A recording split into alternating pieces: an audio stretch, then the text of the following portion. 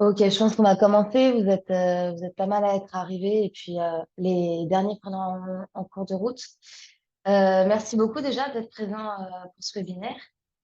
Si vous êtes là aujourd'hui, c'est que vous avez participé à l'expérience de sciences participatives Miniscope qu'on avait organisée avec l'ITSAP. Donc déjà, merci encore d'avoir pris de votre temps pour participer à cette expérience. L'objectif du webinaire d'aujourd'hui, c'est surtout de vous faire un petit retour sur cette étude qui était Miniscope. Vous rappeler quel était l'objectif, quelle était la démarche, et puis vous présenter les premiers résultats, même si l'analyse de données elle est toujours en cours. Voilà, on va essayer de faire en sorte que ça ne dure pas plus d'une heure. Donc, je vais commencer par vous présenter les résultats. Ça va prendre moins de 30 minutes. Et puis ensuite, on se garde 30 minutes pour les questions ou les discussions si vous avez envie. Voilà, donc pour commencer, je vais revenir sur Meliscope. Qu'est-ce que c'était que cette étude? Quel était le contexte, la démarche? Et puis, qu'est-ce qu'on voulait étudier avec cette expérience? Alors, on en a déjà parlé pendant les ateliers Meliscope, mais pour certains, c'était il y a quelques mois, donc je vais rapidement rappeler le contexte. Ces derniers temps, il y a de fortes transformations du climat, des paysages, et donc ces transformations, elles ont une influence sur les ressources alimentaires des abeilles et donc sur leur production. Et donc, il y a certains territoires où les ressources elles vont être de plus en plus faibles et le partage de ces territoires de mielés, ça devient un sujet important avec une potentielle compétition. Donc, ça peut être entre les abeilles elles-mêmes ou entre les abeilles domestiques elles-mêmes ou bien entre les abeilles domestiques et les pollinisateurs sauvages. Voilà, donc dans ce contexte, les ressources florales, elles peuvent être considérées comme un bien commun, c'est-à-dire une ressource qui est partagée, que personne ne peut s'approprier totalement, mais dont chaque utilisation va diminuer la quantité disponible pour les autres. Ces dernières années, on a vu plusieurs gestionnaires des territoires, donc, par exemple des parcs nationaux, réfléchir à des restrictions concernant l'apiculture. Donc, par exemple, limiter le nombre de ruches sur une zone donnée pour favoriser les pollinisateurs sauvages. Nous, à l'ITSAP, on pense que ces actions elles devraient plutôt être réfléchies et décidées en concertation avec les principaux concernés, donc vous, les apiculteurs et apicultrices, et pas juste être imposées sans discussion. Donc, le but de cette étude, c'était avant tout de vous entendre sur le sujet de la compétition, de recueillir votre avis et vos perceptions sur le sujet. Donc voilà, l'objectif, c'était vraiment d'étudier votre perception des ressources florales en tant que principaux utilisateurs de celles-ci. Est-ce que vous les considérez comme un bien commun ou pas? Mais aussi, quelles sont vos pratiques? Comment vous allez vous organiser sur les territoires de mielés? Quels critères vous allez prendre en compte pour choisir vos emplacements de ruchers? Comment vous allez prendre en compte les autres apiculteurs déjà présents pendant une transhumance, etc. Voilà, le but, c'était vraiment de faire un premier état des lieux. C'est pas une étude qui va aboutir à la mise en place de mesures ou de quoi que ce soit. Le but, c'est vraiment de vous entendre et de pouvoir discuter avec vous de ce sujet-là pour savoir comment vous voyez les choses, donc apiculteurs, apicultrices, et ce, quel que soit le type d'apiculture que vous pratiquez. Voilà, donc pour répondre à toutes ces questions, on a créé Méliscope, qui est une expérience de sciences participatives à laquelle vous avez tous et toutes participé. Donc, dans cette expérience, vous jouiez le rôle d'un apiculteur professionnel transhumant, et ce, quel que soit votre profil dans la réalité. Donc, que dans la réalité, vous soyez professionnel ou amateur, que vous pratiquiez ou non la transhumance, etc., vous jouiez tous le même personnage. Dans le jeu, vous deviez placer vos 150 ruches sur différentes mêlées. Donc, vous avez tous réalisé une saison apicole complète. Dans Méliscope, ça correspondait à 3 mêlées successives. Et donc, ça va nous permettre d'analyser si les règles de décision elles varient selon les mêlées ou pas. Voilà. Pour ça, sur chaque mêlée, vous avez eu le choix entre plusieurs emplacements. Et ces emplacements, ils variaient selon deux critères principalement. Le premier critère, c'est la surface florale de la mêlée d'intérêt dans les 2 kilomètres autour de l'emplacement. Et le deuxième critère, c'est le nombre de ruches qui appartiennent à d'autres apiculteurs qui étaient déjà installés sur le territoire, toujours dans les 2 kilomètres autour de l'emplacement. Donc voilà, vous aviez plusieurs emplacements qui étaient placés sur un gradient entre ces critères. En gros, plus la surface florale était importante autour de l'emplacement et plus il y avait aussi de ruches d'autres apiculteurs qui étaient installés sur le territoire. Et dernière chose, ces emplacements, ils fonctionnaient par paire. C'est-à-dire que pour une surface florale donnée, il y avait toujours 2 emplacements qui vous étaient proposés. Un avec un plus faible nombre de ruches d'autres apiculteurs et un avec plus de ruches appartenant à d'autres apiculteurs dans les environs. Donc voilà, sur ce graphe, les emplacements avec un faible nombre de ruches, ils sont représentés en bleu. Les emplacements avec un nombre de ruches élevé sont représentés en rose. Et en vert, là, on a entouré une paire d'emplacements. Voilà, donc pour résumer, les emplacements qui vous étaient proposés sur chaque mêlée, ils étaient placés sur un gradient entre les deux critères, donc la surface florale et le nombre de ruches. Et ils fonctionnaient par paire, avec donc un emplacement avec un plus grand nombre de ruches d'autres apiculteurs et un emplacement avec un nombre de ruches d'autres apiculteurs plus faible. Et donc ce design expérimental, en fait, il nous permet de voir plein de comportements différents. Par exemple, un apiculteur qui veut surtout minimiser la compétition, il va toujours choisir les emplacements représentés en bleu, vu que c'est eux qui ont le plus faible nombre de ruches dans les alentours. Alors que, au contraire, un apiculteur qui veut surtout maximiser les ressources, parce qu'il pense que c'est le mieux pour ses abeilles, il va surtout choisir les emplacements à droite du graphique, parce que c'est là qu'il y a une surface florale plus importante. Voilà, bon, ça, c'est des comportements un peu caricaturaux qu'on a illustrés. Évidemment, dans la réalité, ce qu'on a observé, c'est beaucoup plus nuancé. Puis ça dépend de plein d'autres critères dont on va parler après, mais c'était un peu pour vous illustrer comment a été construit Meliscope et comment ont été construits les emplacements qui vous étaient proposés quand vous avez réalisé les mielés sur Meliscope. Voilà, donc ça, c'était pour vous représenter rapidement Meliscope, quelle était la démarche, les objectifs, etc. On va passer au premier résultat. Donc déjà, je vais juste vous décrire qui a participé à cette expérience, quels étaient les profils des apiculteurs et apicultrices qui qui se sont portés volontaires. Donc en tout, on a réalisé 18 sessions de Méliscope. Au total, on a eu 128 participants et participantes entre janvier et février 2024. Donc la plus petite session, il y avait 4 participants. La session la plus remplie, il y avait 14 participants. Voilà, donc sur ce graphe, c'est juste le nombre de participants par session. Par exemple, on voit que la plus grosse, là, avec 14 participants, c'est celle-ci, qui était donc le 30 janvier. Voilà, ensuite, si on regarde le nombre de ruches que les participants ont, on voit que c'est assez variable. Le participant qui a le moins de ruches, il en possède 2. Et le plus gros apiculteur qui est participé possède 1200 ruches. Donc, c'est ce point-là sur le graphique. Mais globalement, la moitié des participants, ils avaient entre 10 et 90 ruches.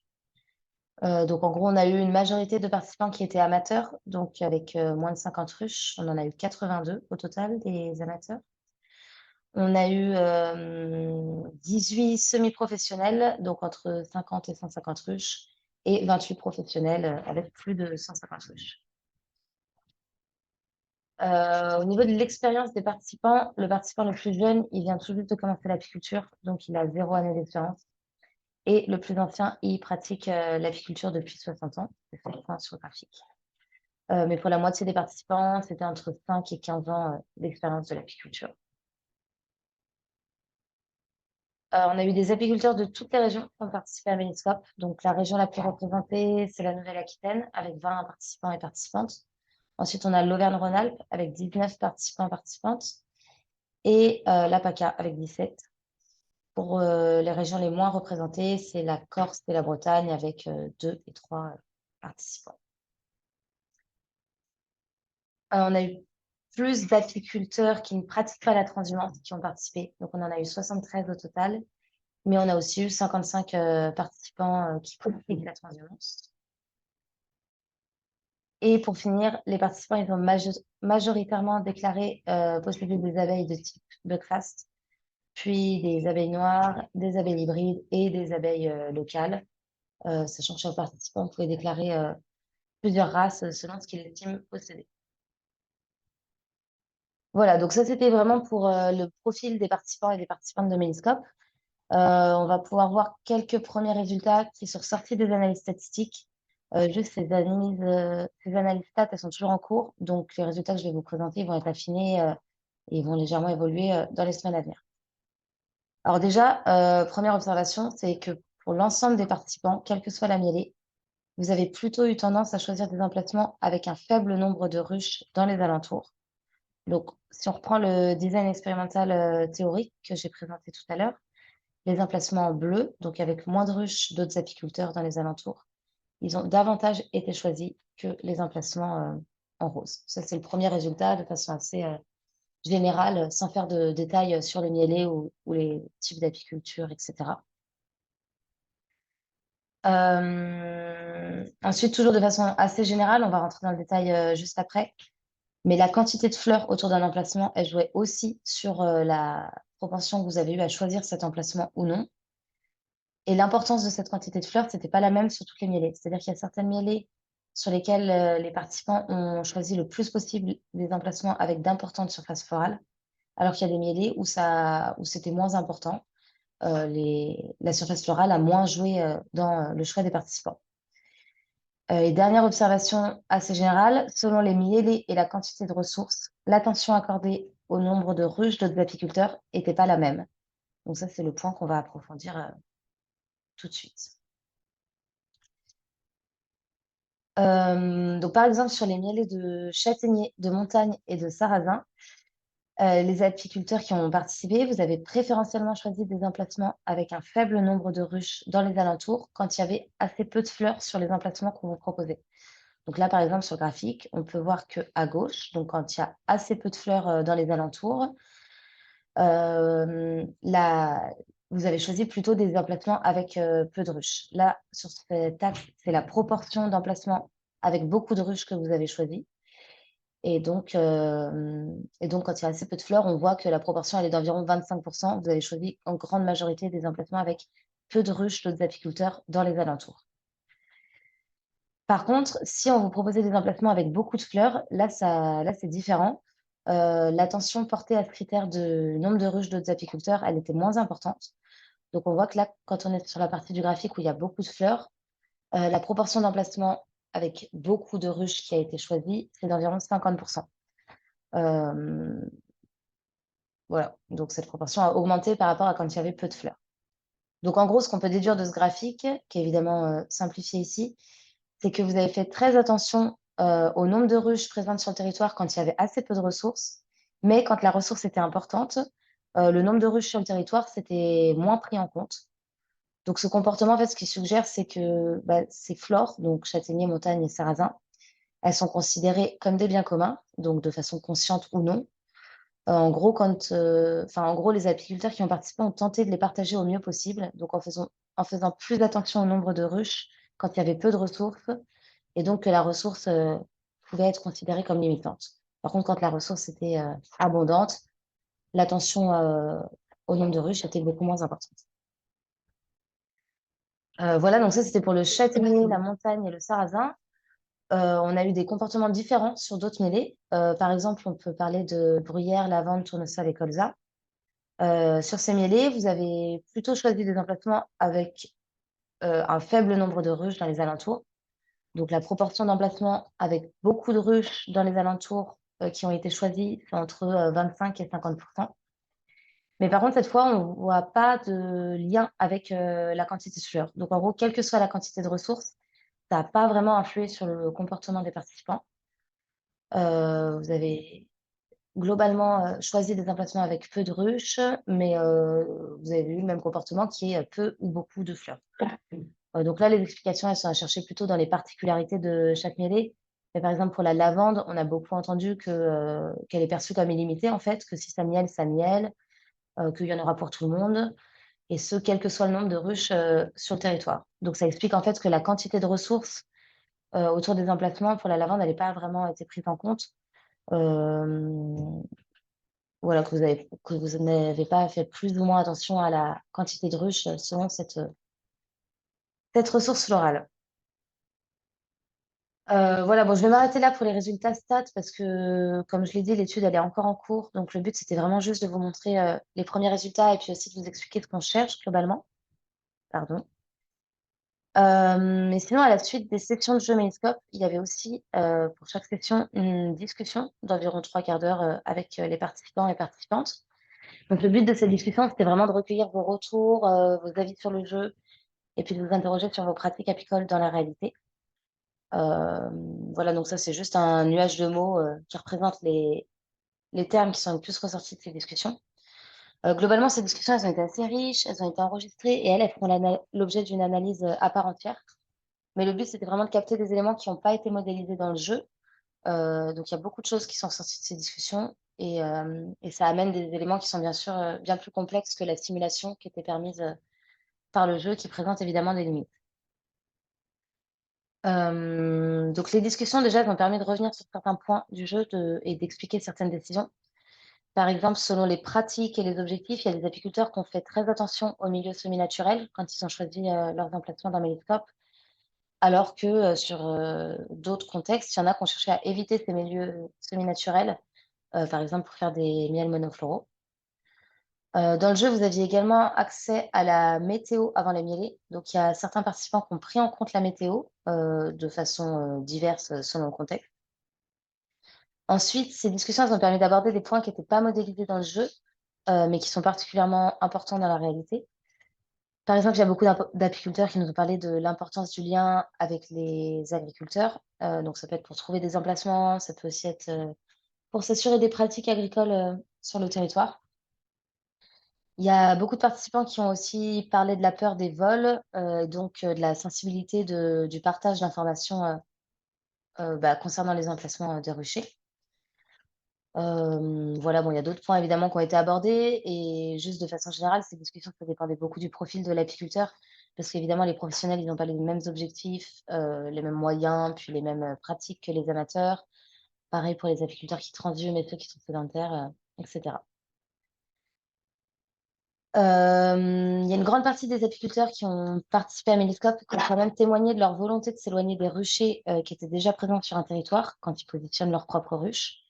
Mais les raisons de cet éloignement, elles étaient diverses. Donc il y en a qui ont évoqué, le partage de la ressource, peut-être entre abeilles domestiques, mais aussi avec les pollinisateurs sauvages. Il y en a qui ont évoqué la tranquillité, l'envie de ne pas être proche, en fait, d'autres apiculteurs, le confort de travail et cetera.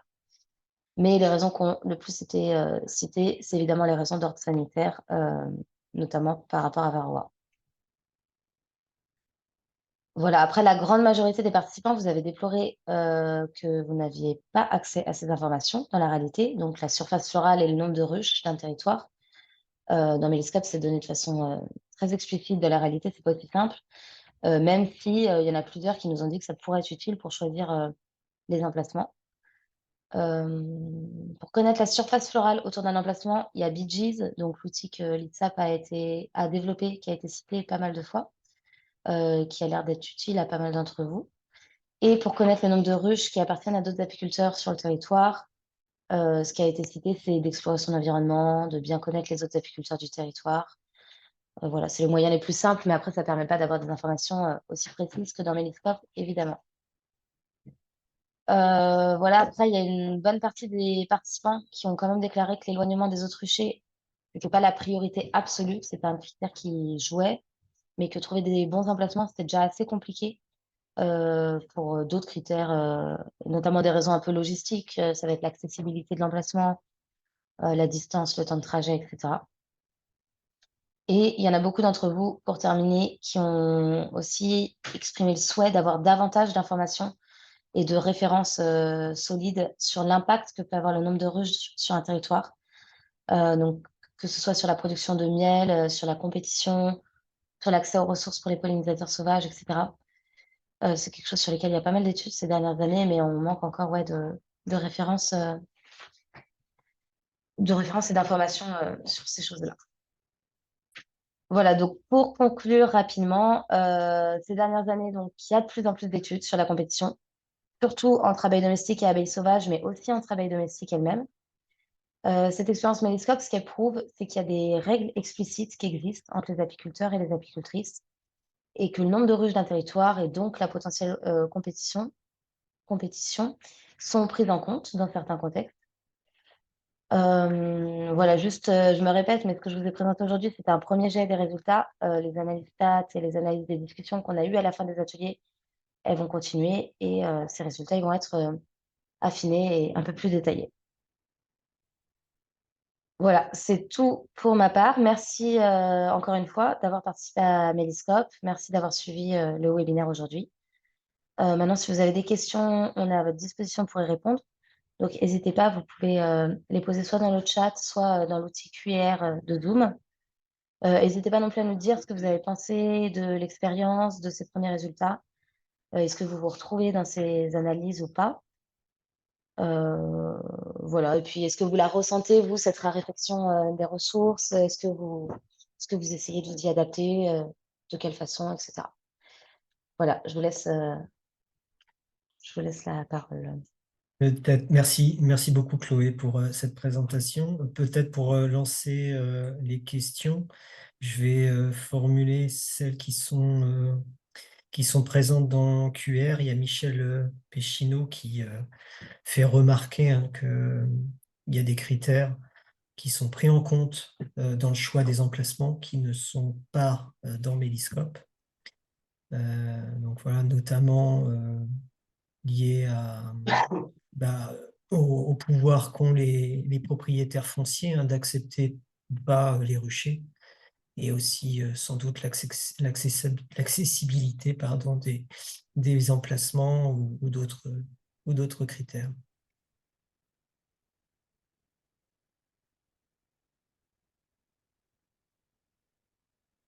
Pardon, Axel, j'ai décroché 2 minutes.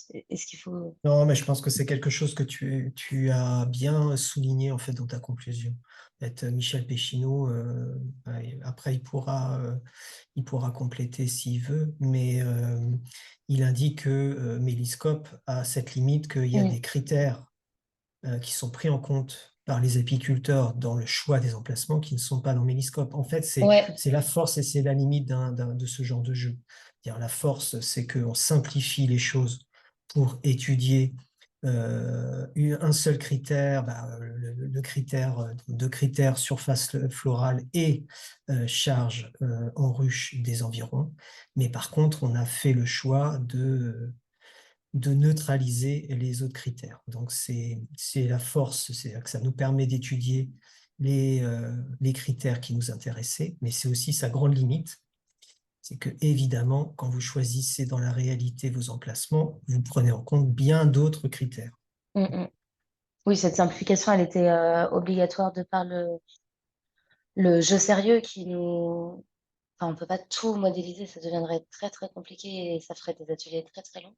Et comme nous, ce qu'on cherche à étudier, c'était plutôt la perception des ressources florales, on a pris le parti de s'affranchir des autres critères. Après, c'est pour ça qu'il y avait la discussion après les ateliers Mélitop aussi, pour que vous puissiez nous faire remonter ce qui, pour vous, est vraiment important dans vos pratiques réelles.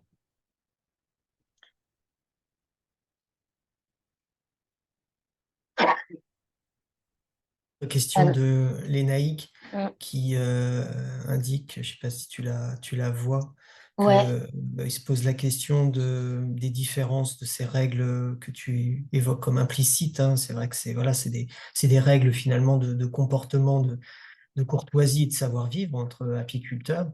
Il y a des choses qui se font, il y a des choses qui ne se font pas entre apiculteurs. Et donc, il se pose la question de est-ce que ces règles sont variables en fonction des coins et des mielés. Et je crois que tu nous as déjà donné quelques éléments sur les mielés. Ouais. ouais, bah c'est quand vous commenciez l'atelier Méliscope, on vous posait quelques questions sur votre région d'origine, vos pratiques dans la réalité, etc. Donc le but, c'était vraiment d'utiliser ces informations pour affiner les résultats et voir s'il y a des comportements différents selon les régions, selon les mielés. C'est ce que je vous ai présenté rapidement là, avec des comportements qu'on voit différents entre les grandes cultures, par exemple tournesol, colza et d'autres mielés comme le châtaignier ou le miel de montagne. On a déjà vu quelques différences selon les mielés.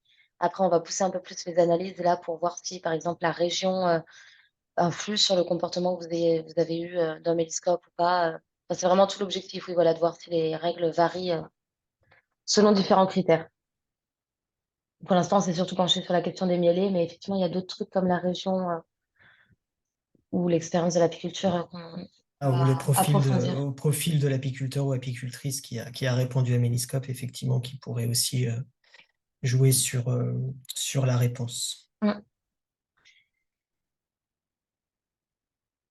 Mm. Après, il y a... Alors, pardon. Il y a Michel qui nous disait que l'accessibilité, que les occasions sont rares et difficiles à trouver. Et oui, il a peur d'avoir des ennuis avec les pratiques agricoles selon les territoires. Oui, bah ça, même réponse que précédemment. sur le fait qu'on ne pouvait pas tout modéliser, mais que la discussion servait justement à faire remonter ce genre de choses. Mais que c'est quelque chose qu'on a bien entendu, ouais, la difficulté de trouver des bons emplacements, enfin, le fait que vous connaissiez pas toujours les agriculteurs des, des territoires et que la distance était très importante comme critère dans le choix des emplacements. Ouais, il y a Pascal, hein, sergent, qui rajoute dans le chat que même parfois les ressources florales sont pas le critère principal en fait. Donc, c'est d'autres critères, hein, qui déterminent le choix des emplacements, évidemment, Mm. évidemment. Il y a des vraies questions aussi de rapport de force, hein, entre des personnes qui sont propriétaires des emplacements et vous, les apiculteurs, surtout transhumants, qui dépendez du bon vouloir de ces propriétaires pour mettre vos ruchers.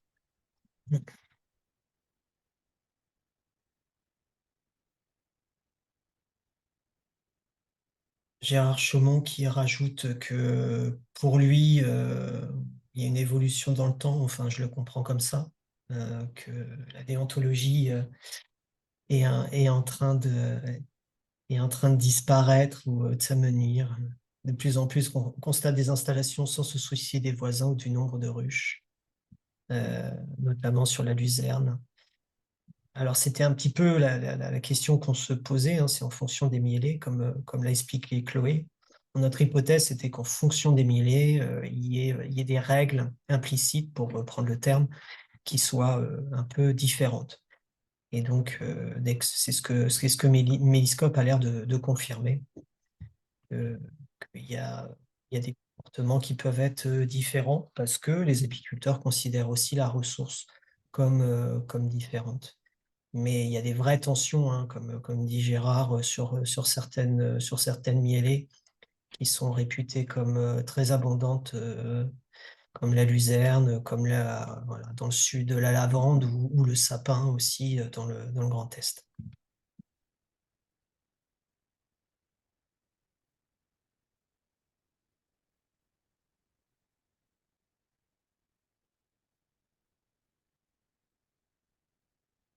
On n'est pas très nombreux, donc si vous voulez prendre la parole, vous pouvez, hein, lever la main. Je pense, là, on a une fonction webinaire, donc, mais on doit pouvoir vous donner la parole. J'espère que je m'avance pas trop. Je crois, ouais, j'ai un bouton permettre de parler. Si vous voulez, si vous voulez parler, levez la main avec. Alors, c'est quoi la fonction? Bah, si vous avez en bas Ouais, à droite, voilà. Là, il y a Michel qui montre l'exemple. Euh, et si je fais demander réactiver le son à Michel, est-ce que Michel, vous pouvez. Vous Est-ce qu'on m'entendez? ouais, ouais, on vous entend. Oui, oui, c'était juste effectivement enfin, je rajoute ce que j'ai dit, quoi. C'est-à-dire que dans l'emplacement, on commence par commencer à voir est-ce que c'est accessible en voiture et est-ce qu'on a l'emplacement, l'autorisation ou l'accord de l'agriculteur. L'étude de Méliscope, j'adhère complètement. C'est ce que dans notre tête on voudrait faire, mais en pratique on est limité par des choses beaucoup plus basiques qui sont l'accès et puis l'autorisation de mettre ses ruches, même pas par rapport aux autres ruchers, mais tout simplement d'avoir l'autorisation. Euh, j'ai des retours d'apiculteurs qui s'étaient nouvellement installés dans un village, et pour eux c'était la pleine campagne, donc il n'y avait pas de souci pour installer la ruche, et c'était la croix et la misère pour trouver des emplacements, tout simplement parce qu'il y avait un refus net des agriculteurs qui ne voulaient pas s'embêter avec des ruches à côté de leurs champs. Alors que quand vous êtes intégré dans un village, que vous connaissez tout le monde, là ça se passe très bien pour l'apiculteur amateur ou semi-amateur. Pour le professionnel qui fait des grandes transhumances, ça je ne connais pas, mais je pense que le problème de l'emplacement par rapport à l'autorisation à l'accès, c'est un des premiers critères. Et après, et puis évidemment, qu'il y a des fleurs, mais le fait qu'il y ait des ruchers ou pas, ça je ne pense pas que ça soit un critère principal, alors que dans l'étude, ou dans notre tête, effectivement, pour la biodiversité, bah, c'est mieux un peu d'étaler les ruches un peu partout et de pas les mettre dans un même endroit, ça on est d'accord. Mais en pratique, je ne pense pas que ce critère soit dans la tête de tous les gens. Loin de là. Voilà ce que je voulais dire. Michel, ça permet cette étude-là de- On t'entend très mal, Et, Axel. pardon, merci Michel, c'était pour aussi, cette étude-là nous a permis aussi de révéler les critères dont vous auriez besoin hein, pour mieux vous organiser sur les mielés. Donc c'est ce qu'a aussi conclu Chloé sur certains critères qui sont revenus dans les discussions. Il y avait Lénaïque aussi qui voulait intervenir. Est-ce Oui, que j'ai pas fait de bêtises, ça c'est bon, Lénaïque? c'est bon. J'ai Ouais, c'est réussi. Non, bon. on vous entend. Euh, oui, ben moi, au contraire de ce que dit Michel, bah, pour moi, c'est une base de toute manière d'avoir l'autorisation du propriétaire de l'emplacement. Je pense qu'il est d'accord avec moi là-dessus aussi. Euh, et après, enfin, on peut voir la suite. Pour moi, en fait, il y a un vrai problème. Je parlais beaucoup des règles implicites, hein, parce que chez nous, justement, c'est très prégnant en fait chez les apiculteurs, qu'ils soient amateurs ou professionnels. Chez certains, en tout cas, il y a une vraie, parfois spoliation, voire enfin, une appropriation de secteurs gigantesques en fait, où il y a des apiculteurs qui font leur loi en disant non, toi, t'as pas le droit d'être là, j'y suis déjà, regarde, tu pourrais au moins garder cette distance de 1 kilomètre entre nos ruchers. Mais qui a édicté cette loi de 1 kilomètre ou qui a édicté cette loi de 500 mètres ou de je sais pas combien de mètres? Et c'est pour ça que j'en avais parlé justement lors de l'atelier. Ça me semble important bah, déjà de constater que tous les paysages enfin, on est dans un pays avec des paysages très différents et donc des mielées très différentes et une quantité de ressources qui est très différente et avec des événements climatiques qui sont aussi très différents. Là, en ce moment même, par exemple, à 50 km de distance, l'acacia réagit pas du tout pareil. Euh, et je me perds un peu dans mon propos, mais en fait, pour moi, on peut pas. Moi, j'en ai un peu, en tant qu'apiculteur, je suis un peu saoulé, on va dire, des autres qui disent la règle alors que elle n'est fondée sur aucun, savoir scientifique, en fait. Et Mhm. ça me semble important d'arriver à, à se proposer et des outils scientifiques et techniques et pourquoi pas faire de la concertation effectivement entre apiculteurs et entre propriétaires de chartes adaptées régionalement pour définir en tout cas pas des règles mais en tout cas euh, ouais aussi des règles d'implantation. Merci Lénaïque. Bah, alors peut-être rapidement un peu d'histoire des sciences, c'est bien ce qui nous motive, c'est-à-dire que en gros, pour commencer sur ces communs, il y a une théorie hein, qui était ce qu'on appelait la tragédie des communs, qui a été définie par un chercheur qui s'appelait Hardin. Et Hardin, il a étudié l'usage de ces communs. Alors il a étudié en fait les prairies hein, pâturées par les moutons. Et il a défini que pour que ces ressources, donc les prairies pâturées par les moutons de différents bergers, ne soient pas épuisées, il fallait clôturer. Soit il fallait clôturer par les propriétaires, donc privatiser, soit il fallait que l'État gère ces pâtures. Donc ça, c'était la théorie d'Hardin.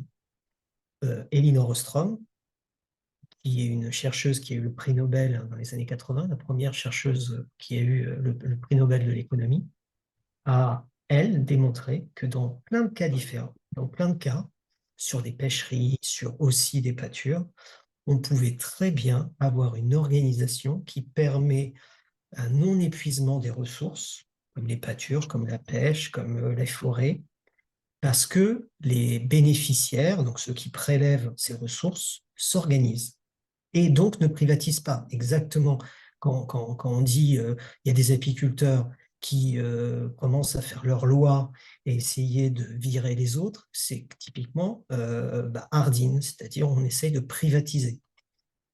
Nous, ce qu'on pense, c'est que on doit pouvoir organiser les choses si les apiculteurs s'approprient cette question-là.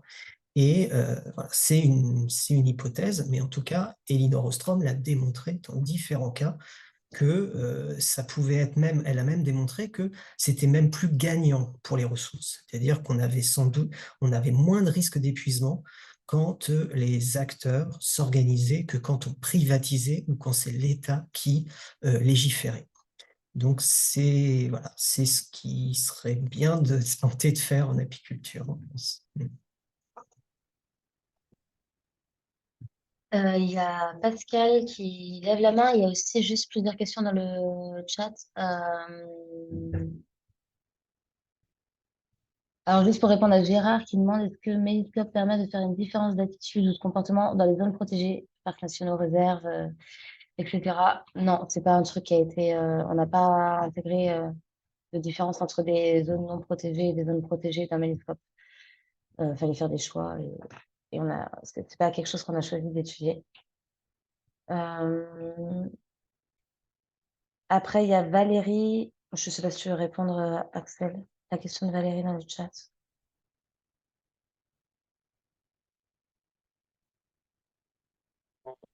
Pardon, je découvre la question de Valérie. Comment faire pour connaître les différents apiculteurs du secteur ainsi que le nombre de ruches des ruchers? D'autre part, existe-t-il une réglementation d'éviter un trop grand nombre de ruches? Donc, non, il n'y a pas de réglementation.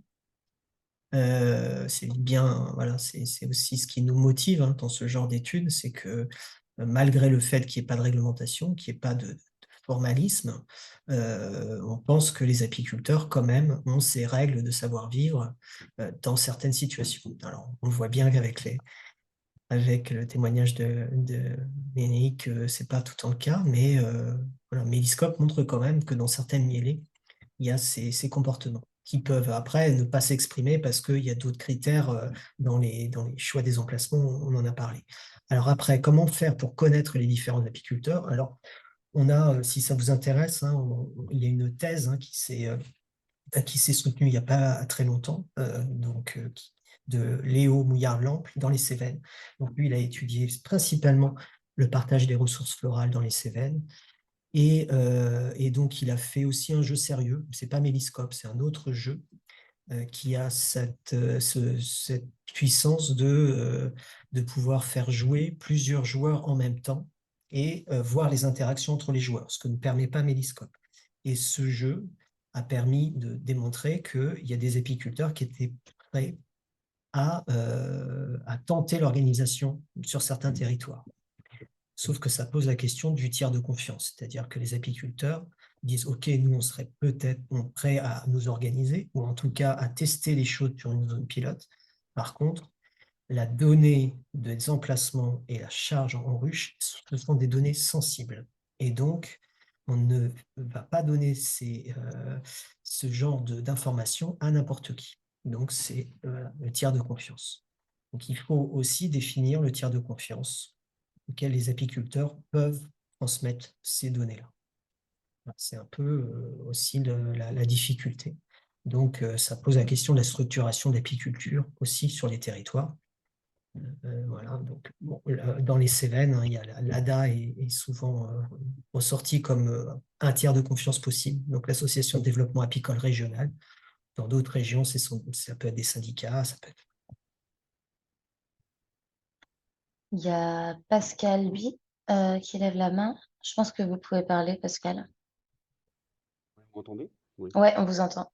Ouais, je voulais rebondir et donner un peu un état, comment dirais-je, plus une analyse qu'autre chose, mais en fait qu'une question, mais en fait je crains qu'à terme, contrairement à ce que dit Axel, une législation nous impose des quotas, parce qu'on revient toujours sur la compétition entre les abeilles. Là, c'est entre les abeilles domestiques, mais après, il y a des études sur les abeilles sauvages.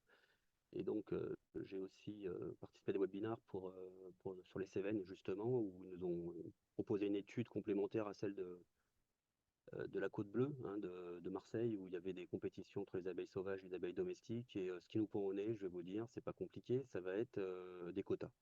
Alors, peu importe si ça passe par une législation nationale ou des arrêtés préfectoraux, mais il y aura des quotas. Et le fait que cette modélisation soit assez simpliste finalement, parce qu'il n'y a pas, excusez-moi, hein, je vais être très bienveillant, mais il n'y a pas de pertinence majeure au niveau des conclusions. On savait déjà quand on remplissait en tant que même en tant qu'apiculteur, quand on a joué, on savait déjà quelles allaient être les conclusions. Donc, euh, donc je pense que je- j'ai tr- j'ai peur qu'on se serve de ce mélescope pour nous dire qu'à terme, dans quelques mois, dans quelques années, finalement, sur tel ou tel secteur géographique, il n'y aura pas plus de temps de ruches ou tant de ruchers, etc. Ce qui peut s'entendre compte tenu de la raréfaction des ressources, mais ce qui va à l'inverse de ce que dit Axel, à savoir l'organisation naturelle finalement des choses entre apiculteurs.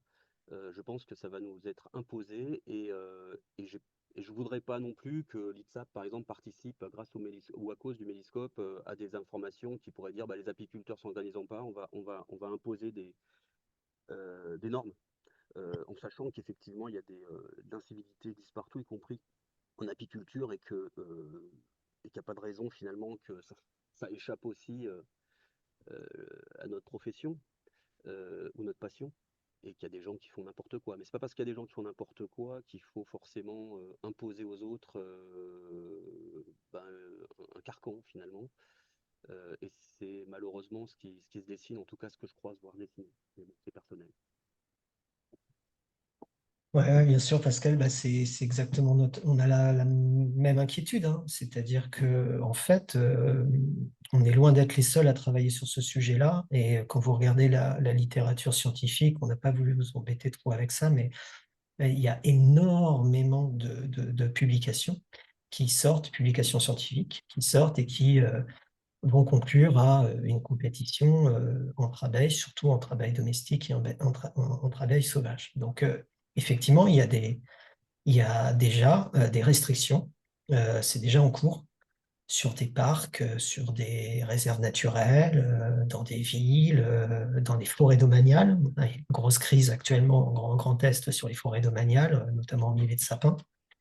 Donc en fait, c'est en cours et c'est pas du fait des travaux de l'ITSAP.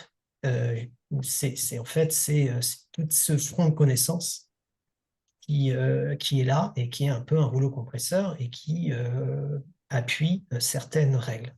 Nous, ce qu'on essaye de modestement, hein, face à ce fonds de connaissances, de dire justement, mais prenez en compte les apiculteurs, parce que les apiculteurs, déjà, sont des lanceurs d'alerte. Faisons qu'ils étaient là pour lancer certaines alertes il y a quelques années sur les pesticides qui ont sans doute sauvé beaucoup d'abeilles sauvages.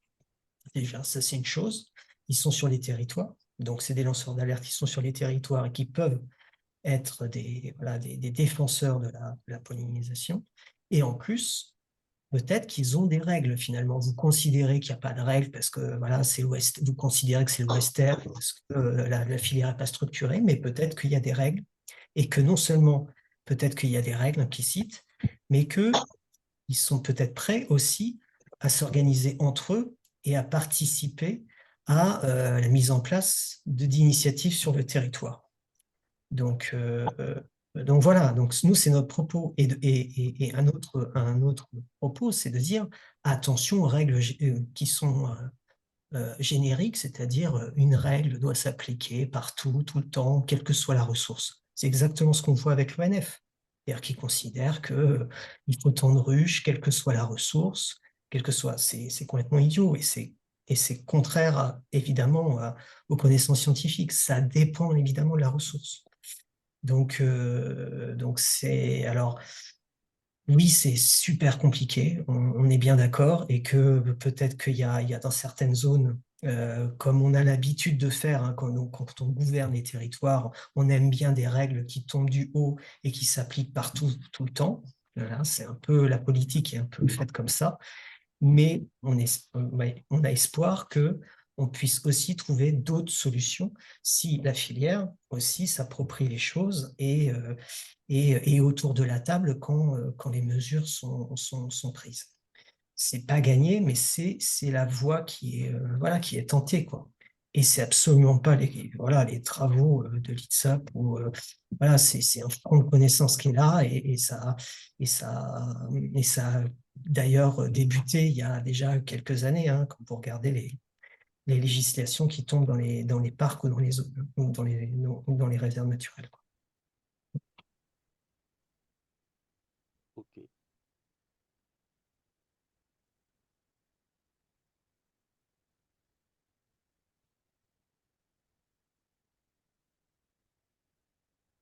Merci Pascal. Du coup, il y avait les messages de Arnaud et de Gérard dans le chat. Euh, je lis, pardon.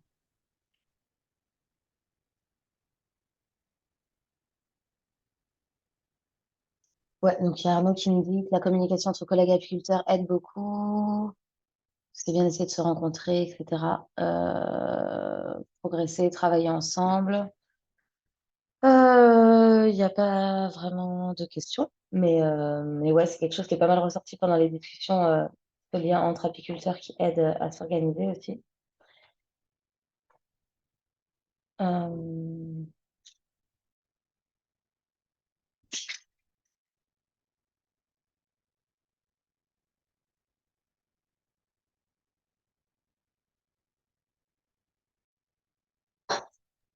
Il y a Gérard aussi, hein, qui est dans le chat, Gérard Chaumont, qui rappelle que c'est vrai qu'on a eu cet effet mode, hein, où il fallait installer des ruches pour sauver la biodiversité. Il y a pas mal d'entreprises ou même de collectivités territoriales, hein, qui sont allées sur ce genre de choses. C'était C'était aussi des messages très, très simplifiés. L'abeille domestique, c'est pas que la biodiversité. Donc, on paye aussi un peu ces messages qui étaient un peu trop simplifiés, ont été alimentés par certains syndicats apicoles d'ailleurs. Il y a Pascal qui voulait, je crois, oui. ouais, je lui redonne la parole. Je crois que c'est bon, Pascal.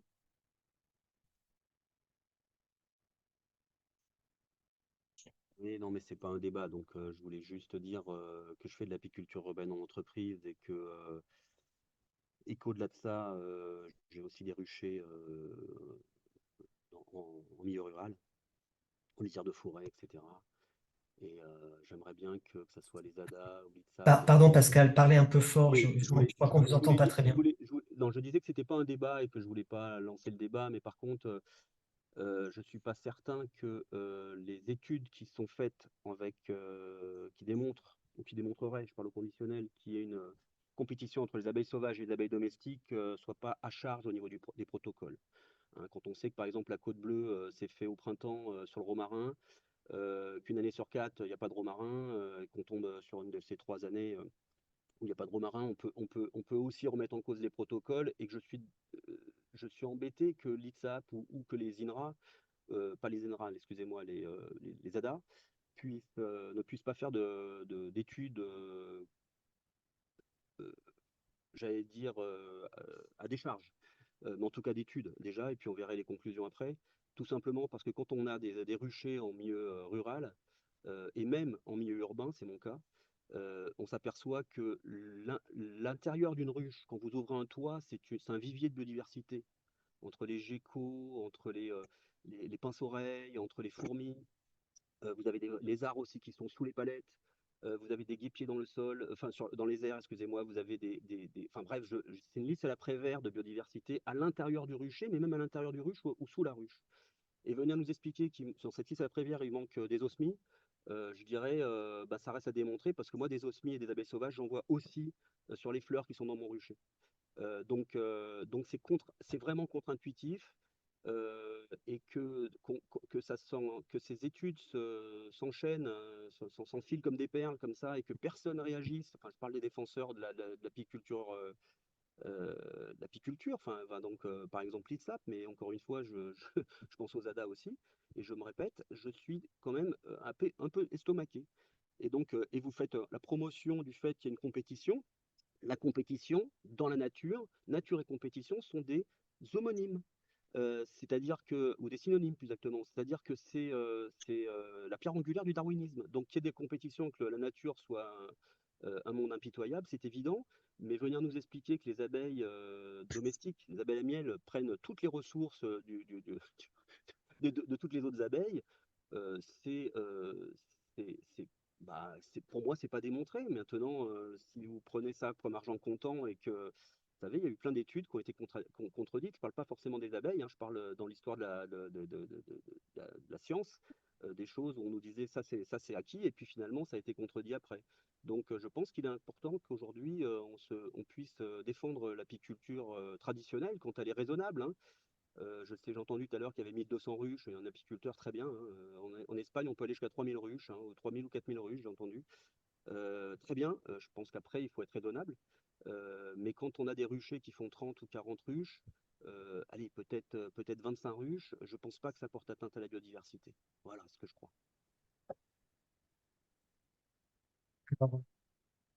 Bon, sur la critique des protocoles, évidemment, c'est toujours le cas, hein. C'est-à-dire que chaque étude scientifique a ses limites. Donc, par exemple, vous parliez de la côte bleue. Donc, évidemment, il y avait plein de limites à cette étude. C'est bien pour ça qu'on a reproduit.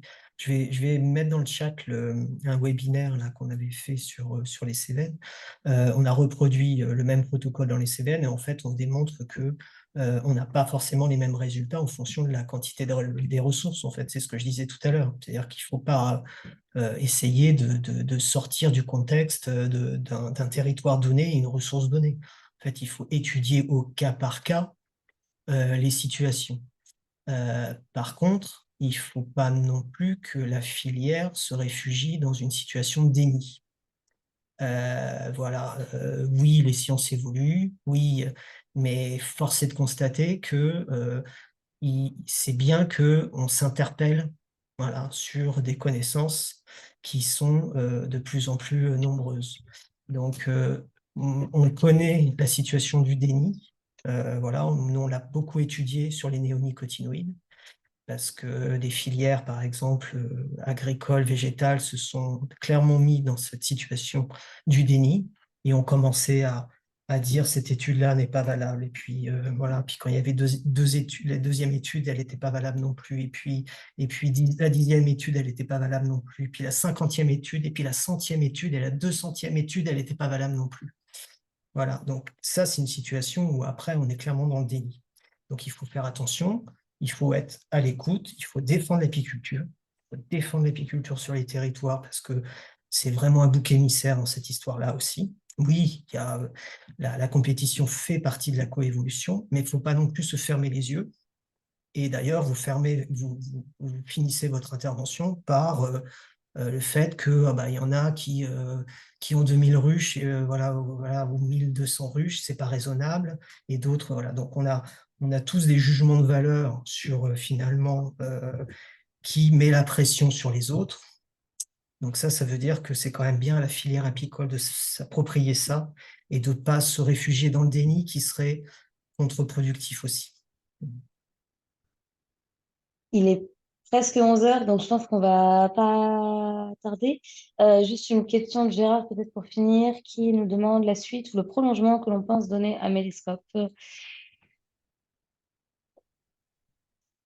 Déjà, on va essayer de finir les analyses faites sur Ah ouais. Medscope, de bien valoriser ces résultats aussi. Donc, sans doute une publi scientifique, sans doute aussi des articles sur le site de l'ITSAP qu'on vous enverra évidemment. Après, je ne sais pas si tu veux compléter, Axel, ou pas. Non, dire que voilà, nous, on mise sur des méthodes qui permettent à la concertation des acteurs sur les territoires, c'est-à-dire avant d'atteindre des tensions là on a entendu dans les propos de Pascal ou Lénaïque sur le fait que dans les territoires, on commence à s'opposer entre apiculteurs aussi, parce que voilà, on a oublié qu'il y avait déjà des apiculteurs qui sont en tension entre eux sur les territoires. Donc nous, on essaye aussi d'accompagner notamment les ADA pour qu'elles aient des moyens pour pas aller jusqu'au conflit et donc trouver des constructions, la participation, la co-conception de mesures entre apiculteurs.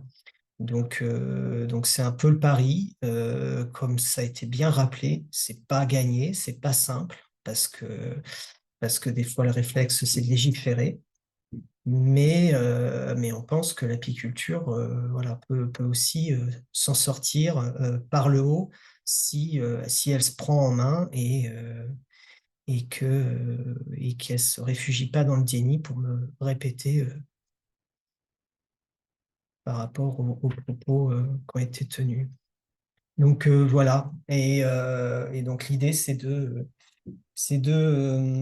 transférer ces méthodes-là pour que vous, les apiculteurs, vous puissiez trouver les moyens de vous organiser sur les territoires et montrer finalement aux autres, aux gestionnaires, aux naturalistes, que considérez cette question et que vous êtes encore des défenseurs de l'abeille et la pollinisation comme vous l'avez toujours été en fait, même dans les combats contre les pesticides. Mm. Voilà. Bah, merci beaucoup, en tout cas, encore une fois, d'avoir participé à Mélescope. Merci d'avoir suivi le webinaire aujourd'hui. Merci Et puis, bonne journée à tous et à toutes. à toutes et à tous. Au revoir.